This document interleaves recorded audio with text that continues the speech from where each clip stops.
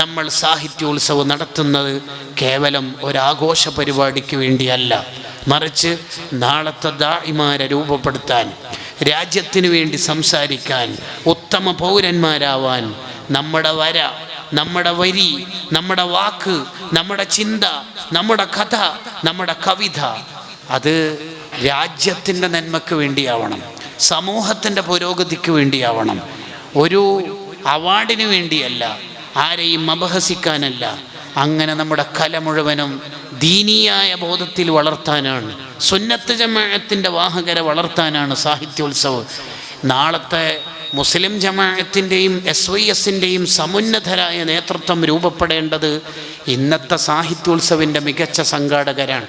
ഒരു sector division സാഹിത്യോത്സവിൻ്റെ സംഘാടകരെന്ന് പറയണത് എത്രയോ MBA കഴിഞ്ഞ മാനേജ്മെൻറ്റ് സ്കില്ലുള്ളവരായിരിക്കും. നിങ്ങൾ സാഹിത്യോത്സവം നടക്കുന്ന വേദിയിൽ ഒന്ന് ശ്രദ്ധിച്ചിട്ടുണ്ടോ?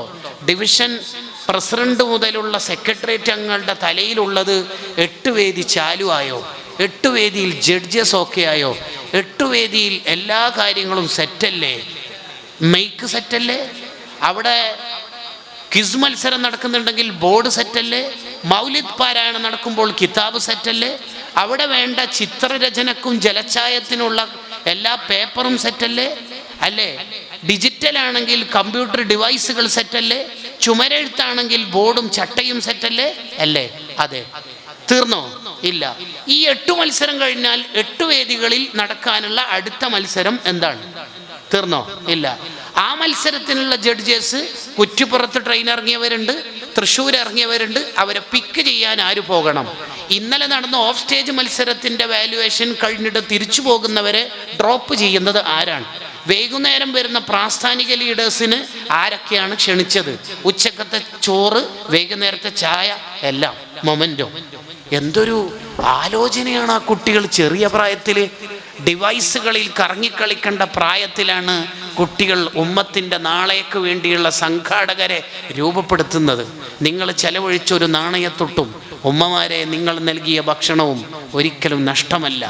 കേരളത്തിൻ്റെ ഇന്നലകളിൽ സാഹിത്യോത്സവങ്ങളിൽ സംഘാടന വഹിച്ചവരും മത്സരികളുമാണ് ഇന്നത്തെ ഏറ്റവും സമുന്നതരായ നേതൃത്വം.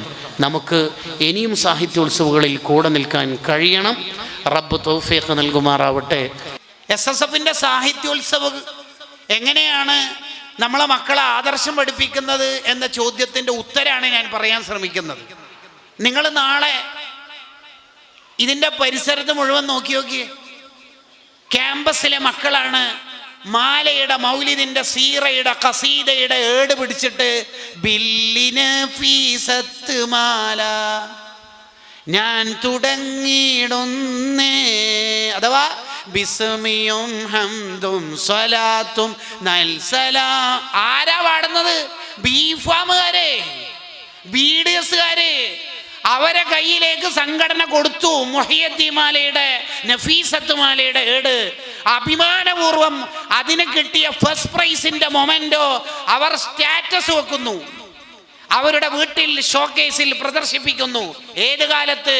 മാലയും മൗലിദും ഖസീദയും ഖവാലിയും ബുർദയുമെല്ലാം പഴഞ്ചനാണെന്ന് പറയാൻ ബിദ്അത്തുകാര് നാട്ടിൽ 4 വാടെ സ്റ്റേജുകൾ കെട്ടി ആഘോഷിക്കുമ്പോഴാണ് കഴിഞ്ഞ 32 വർഷങ്ങൾ കൊണ്ട് SSF എന്തുണ്ടാക്കി എന്ന ചോദ്യത്തിൻ്റെ ഉത്തരം സാഹിത്യോത്സവം നൽകുന്ന ഉത്തരങ്ങളായി വരുന്നത്. അത് നമ്മളെ വീടും കൂടി പാകപ്പെട്ടു വരണം. ഇശാ മഗ്രിബിന്റെ ഇടയിൽ മൗലിദ് ഓതുന്ന വീടാവണം. ഇമാം ഗസാലി റളിയല്ലാഹു അൻഹു ഇഹ്യാ ഉലൂമുദ്ദീനിൽ പറഞ്ഞല്ലോ, സ്വാലിഹീങ്ങളുടെ ചരിത്രം കുട്ടികൾക്ക് പറഞ്ഞു കൊടുത്താൽ ആ കുട്ടികൾ വളർന്നു വലുതാകുമ്പോൾ നന്നായി മാറും. കാരണം അവരുടെ മനസ്സിൽ സ്വാലിഹീങ്ങളോടുള്ള ഇഷ്ടം ഉണ്ടാകും. നഫീസത്ത് മാല ചൊല്ലി, മുഹയ്യിദ്ദീൻ മാല ചൊല്ലി. ഇതാരാണ് മുഹയ്യിദ്ദീൻ ഷെയ്ഖ് റളിയല്ലാഹു അൻഹു എന്ന്, നഫീസ റളിയല്ലാഹു അൻഹ ആരാണെന്ന് പഠിപ്പിച്ചു കൊടുക്കാൻ ഉമ്മമാര് സമയം കണ്ടെത്തണം. ഇശാ മഗ്രിബിന് ഇടയിലുള്ള സമയം വലിയ ബറക്കത്തുള്ള സമയമാണ്. ആ സമയം നമ്മൾ നഷ്ടപ്പെടുത്തരുത്. അബൂ സുലൈമാൻ എന്ന മഹാനോട് ശിഷ്യൻ ചോദിച്ചല്ലോ, സുന്നത്ത് നോമ്പ് എടുക്കണോ ഇശാ മഗ്രിബിനിടയിൽ സ്വലാത്തുൽ അവ്വാബീൻ കൊണ്ടും മറ്റൊക്കെ ഹയാത്താക്കണോ? രണ്ടും കൂടി ചെയ്തൂടെ? രണ്ടും പാടെ നടക്കൂല. എന്തേ? സുന്നത്തോമ്പ് എടുത്താൽ മഗ്‌രിബാകുമ്പോഴേക്കും ആകെ ടയേർഡാവും. സോ പിന്നെ ഇശാ മഗ്‌രിബിനിടയിൽ കാര്യമായിട്ട് എണീറ്റ് ഇബാദത്ത് ചെയ്യാന്ന് കഴിയൂല. ഓ അങ്ങനെ. അഥവാ ഇശാ മഗ്‌രിബിനിടയിൽ ഇബാദത്ത് ചെയ്യണമെങ്കിൽ പകലിലെ സുന്നത്തോമ്പ് ഒഴിവാക്കണം എന്നാണോ പറഞ്ഞു വരുന്നത്? അതെ. എങ്കിൽ മോനിഷ മഗ്‌രിബിനിടയിൽ സജീവമാക്കിക്കോളിയും. ഇപ്പം പിന്നെ നമുക്ക് കുറേ കൂടി തിയറിയൊക്കെ വന്നുകൊണ്ട് നേരത്തെ ഫുഡ് കഴിക്കണമെന്ന ആശയമൊക്കെ വന്നതുകൊണ്ട് ഇശാ മഗ്‌രിബിനിടയിൽ പുറത്തു പോയി ഫുഡ് കഴിക്കുക, അൽഫാം, ഡ്രൈ ചിക്കൻ ആൻഡ് സോ ഷവായി ഒക്കെ ആയിട്ട് ആ തിരക്കിലായതുകൊണ്ട് മുഹിയുദ്ദീൻ മാലയുടെ നഫീസത്ത് മാലയുടെ ഇടയ്ക്ക് പൊടി പിടിച്ചിരിക്കുകയാണ്. സുന്നി ഗ്രാമെന്ന് പേരിടാനും അഭിമാനത്തോടെ പറയാനൊക്കെ എളുപ്പമാണെങ്കിലും ആ ഗ്രാമത്തിൻ്റെ അകം നമ്മളൊന്ന് പരിശോധിക്കണം എന്നാണ് പറയുന്നതിൻ്റെ ഒരു താല്പര്യം. പുറത്തുള്ളവരോട് അങ്ങനെ പറയാൻ നല്ല രസം, ആ പേരും നല്ല തന്നെ. ആ അർത്ഥത്തിൽ നമ്മളെ മക്കളെയൊക്കെ സുന്നത്ത് ജമാഅത്തിൻ്റെ മക്കളായി അള്ളാഹു കബൂൽ ചെയ്യുമാറാവട്ടെ. അത് നമ്മളെ വീട് സുന്നത്ത് ജമാഅത്തിൻ്റെ വീടാവണം. മുത്തഖീങ്ങളുടെ 9 അടയാളങ്ങളിൽ രണ്ടാമത്തത് അൽ വഫാഉ ബിൽ അഹ്ദ്. ഹസനുൽ ബസ്രി റളിയല്ലാഹു അൻഹു പറയാണ്, ഒരാളെയും ചതിക്കാത്ത ജീവിതം, വാക്ക് ലംഘിക്കാത്ത ജീവിതം. ചെറിയ കാര്യമാണെങ്കിലും വാക്ക് ലംഘിക്കരുത്. ഞാൻ ഇന്നാലിന്ന സമയത്ത് നിന്നെ തിരിച്ചു വിളിക്കാന്ന് പറഞ്ഞാൽ വിളിക്കണം. വിളിക്കാൻ പറ്റൂലെങ്കിൽ അങ്ങനെ വാഗ്ദാനം ചെയ്യരുത്. ഞാൻ 10 മണിക്ക് പള്ളിയിലുണ്ടാവും, ഓഫീസിലുണ്ടാവും, ഐ വിൽ ബി ദെയർ എന്ന് പറയുന്നുണ്ടെങ്കിൽ ദെയർ വിൽ ബി ആയിരിക്കണം, അല്ലെങ്കിൽ അത് പറയരുത്. നമ്മൾ വിചാരിക്കും അതൊക്കെ നിസ്സാരല്ലേ. No no no. വാക്ക് ലംഘിക്കുന്നത് നിഫാഖിൻ്റെ അടയാളമാണ്. പേടിയോടുകൂടി കാണണം. വൗഫു ബിൽ അഹ്ദി ഇന്നൽ അഹ്ദ കാന മസ്ഊലാ. കരാർ അല്ലാഹു ചോദിക്കുക തന്നെ ചെയ്യും. ഖബിൽതു നിക്കാഹഹാ എന്നുള്ളത് ഭാര്യയോടുള്ള കടപ്പാട് മുഴുവൻ നിർവഹിക്കുമെന്ന് അമ്മോശനോടുള്ള കടപ്പാടാണ്. യഥാർത്ഥത്തിൽ അതൊരു കടപ്പാടാണ്, കരാറാണ്. അപ്പോൾ നബി സല്ലല്ലാഹു അലൈഹി വസല്ലം തങ്ങളുടെ ദാമ്പത്യ ജീവിതത്തെ പഠിക്കണം. ഭാര്യയുമായി ഓട്ടം മത്സരം നടത്തിയ നബിയാണ് മുഹമ്മദുർ റസൂലുള്ളാഹ് സല്ലല്ലാഹു അലൈഹി വസല്ലം. അത് വിശദീകരിക്കുന്നിടത്ത് ഇമാം ഗസാലി റളിയല്ലാഹു അൻഹു പറയുന്നുണ്ട്, ഭാര്യയുമായി ഇണതുണകൾ പരസ്പരം തമാശകൾ പറയലും കളിത്തമാശയിൽ ഏർപ്പെടലും സുന്നത്താണെന്ന് ഈ ഓട്ടം മത്സരത്തിൻ്റെ ചിത്രം നമുക്ക് വ്യക്തമാക്കി തരുന്നുണ്ട്. എന്ന് പറഞ്ഞാൽ നിങ്ങൾ ആലോചിച്ച് നോക്കിയേ, നബി സല്ലല്ലാഹു അലൈഹി വസല്ലം തങ്ങളും ആയിഷ ബീവി ഓട്ടം മത്സരം നടത്തി അല്ലേ? എന്നിട്ട് നബി സല്ലല്ലാഹു അലൈഹി വസല്ലം തങ്ങൾ മുന്നിലെത്തി. അതെപ്പോഴാണ് മുന്നിലെത്തുന്നത്? മത്സരം രണ്ടാമത്തേത് നടക്കുമ്പോഴാണ്. പണ്ട് ഇതേപോലെ ഒരു ഓട്ടം മത്സരം നടത്തിയപ്പോൾ ആയിഷ ബീവിയാ മുന്നിലെത്തിയത്.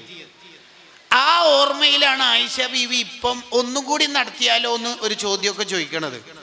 ഈ ചോദ്യം ചോദിക്കുന്ന ആയിഷ ബീവി ഒന്ന് തടിച്ച് വീർത്തിട്ടൊക്കെ ഉണ്ട്.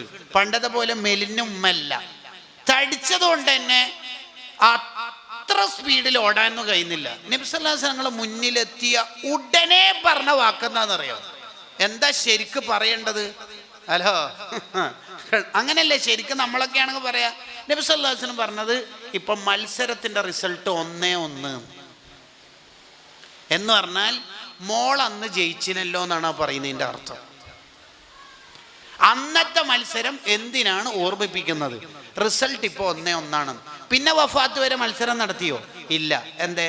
ഈ 1-1 മുന്നോട്ട് പോകാനും കപ്പ് പങ്കിടാനും അത് വേറെ തന്നെ ഒരു രസമാണ്. രണ്ടാളും ജയിക്കുന്നതിൻ്റെ ഒരു സൗന്ദര്യം ഒരു കുടുംബജീവിതത്തിലെ ഏറ്റവും വലിയ സൗന്ദര്യമാണ്. തോറ്റു കൊടുത്താൽ ജയിക്കുന്ന ഏക മത്സരം കുടുംബം. നിങ്ങൾ ആലോചിച്ച് നോക്കിയേ, എപ്പോഴും നബി സല്ലല്ലാഹു അലൈഹി വസല്ലം തങ്ങളുടെ ഒരു ഇടപെടൽ അങ്ങനെയായിരിക്കും. ഉദാഹരണം പറഞ്ഞാൽ, ഒരിക്കൽ ആയിഷ ബീവിയുടെ ശബ്ദം കുറച്ച് ഉയർന്നു പോയപ്പോൾ ആരുടെ മുന്നിൽ ആ ശബ്ദം ഉയർത്തുന്നത് എന്നുള്ള അർത്ഥത്തിൽ ഉപ്പ സിദ്ദീഖ് റളിയല്ലാഹു അൻഹു അടിക്കാൻ വേണ്ടി പോയപ്പോൾ നബി സല്ലല്ലാഹു അലൈഹി വസല്ലം പറഞ്ഞു, വേണ്ട വേണ്ട വേണ്ട, പാവല്ല, വേണ്ട. സിദ്ദീഖ് റളിയല്ലാഹു അൻഹു ദേഷ്യം പിടിച്ചിട്ട് അങ്ങ് പോയി. ഈമാന്റെ കടുപ്പം. നബി സല്ലല്ലാഹു അലൈഹി വസല്ലം തങ്ങൾ എന്താ പറഞ്ഞെന്നറിയാ? ഞാനുള്ളതുകൊണ്ടാണ് ആ മനുഷ്യൻ്റെ അടുത്ത് നിന്ന് അടി കിട്ടാണ്ട് രക്ഷപ്പെട്ടിന്. ഒന്ന് ആയിഷ ബീവിനെ തണുപ്പിച്ചത്. ആ തണുപ്പിക്കുമ്പോൾ പോലും നബി തങ്ങളുടെ വേർഡ് എങ്ങനെയാ സെറ്റ് ചെയ്ത് നോക്കിയേ. നിന്റെ ഉപ്പാന്റെ അടുത്ത് നിന്ന് പറഞ്ഞാൽ അമ്മോശനെ കുറ്റം പറയുമ്പോൾ വിഷമാവൂ ഭാര്യക്ക്. അത് പറയാതെ ആ മനുഷ്യന്റെ അടുത്ത് നിന്ന് പറയാനുള്ള കാരണം ഉപ്പാന്റെ അടുത്ത് നിന്ന് പറഞ്ഞ ആയിഷ ബീവിന്റെ ഹൃദയം പൊള്ളിപ്പോവും. എന്താണ് അവിടുത്തെ വാക്കുകളിൽ തന്നെ പാലിക്കുന്നൊരു സൗന്ദര്യം നോക്കി നിങ്ങൾ.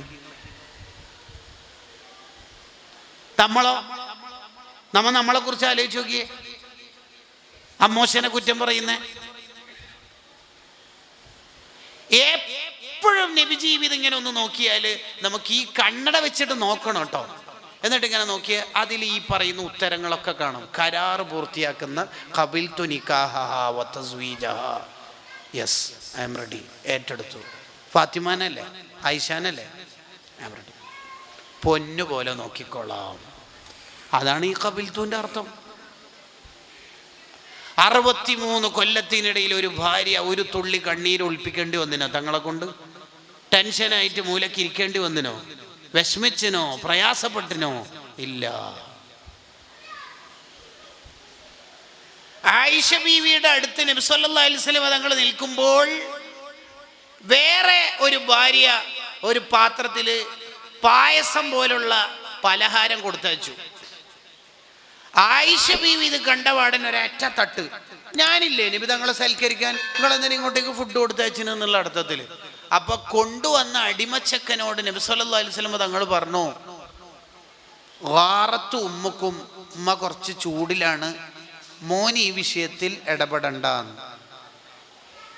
2 കാര്യമാണ് തങ്ങൾ ചെയ്തേ. ഒന്ന്, ഈ അടിമച്ചക്കനോട് അങ്ങനെ പറഞ്ഞിട്ട് നിർത്തി. രണ്ടാമത്തത്, തങ്ങൾ ഇരുന്നിട്ട് ആയിഷ ബീവി തട്ടിയ പാത്രം, പൊട്ടിയ പാത്രം തങ്ങൾ പൊറുക്കിയെടുത്തു. ഏത് തങ്ങൾ? 7 ആകാശം കീഴടക്കിയിട്ട് അർശും ലോഹവും കുർസിയും കണ്ട തങ്ങൾ അത് പൊറുക്കിയെടുത്തു. എന്തൊരു സൗന്ദര്യം നോക്കിയേ. എന്തിനാ ഇപ്പൊ നബി സല്ലല്ലാഹു അലൈഹി വസല്ലം തങ്ങൾ അങ്ങനെ ചെയ്തത്, അങ്ങനെ പറഞ്ഞത്? ഒന്ന്, അങ്ങനെ ചെയ്യാനുള്ള കാരണം ആയിഷ ബീവിനെ സമാധാനിപ്പിക്കാൻ. 2, അങ്ങനെ പറയാനുള്ള കാരണം എന്താ പറഞ്ഞത്? അടിമനോട് ഗാറത്തു ഉമ്മുക്കും, ഉമ്മ കുറച്ച് ചൂടിലാണ്, ആയിഷ ചൂടിലാന്ന് പറയാം, എൻ്റെ ഭാര്യ ചൂടിലാന്ന് പറയാം, പെണ്ണുങ്ങൻ ചൂടിലാന്ന് പറയാം. ഇങ്ങനെ പറഞ്ഞാലൊന്നും കിട്ടാത്തൊരു സാധനമാണ് ഉമ്മ. നിങ്ങളുടെ ഉമ്മ ചൂടിലാന്ന്, എൻ്റെ ഉമ്മ എന്നല്ല, നമ്മളുമ്മന്നും അല്ല. ഗാറത്തു ഉമ്മുക്കും, നിങ്ങളെ ഉമ്മ കുറച്ച് ചൂടിലാന്ന് പറഞ്ഞാൽ മോനെ ഉമ്മഹാത്തുൽ മുഅ്മിനീനാന്ന് ഓർമ്മ വേണം, മിണ്ടിപ്പോരുത് കേസ്. അപ്പോഴും ആയിഷ ബീവിൻ്റെ മഹത്താണ് തങ്ങൾ പറയണത്. ഉമ്മഹാത്തുൽ മുഅ്മിനീനാണ്, വെറുതെ ഇടപെട്ടിട്ട് ആഖിറം കൊളാക്കാൻ നിൽക്കണ്ട. ഗാറത്തു ഉമ്മുക്കും. എന്താ പറയും നോക്കികള്, എന്താ നേതാവ് നോക്കികള്.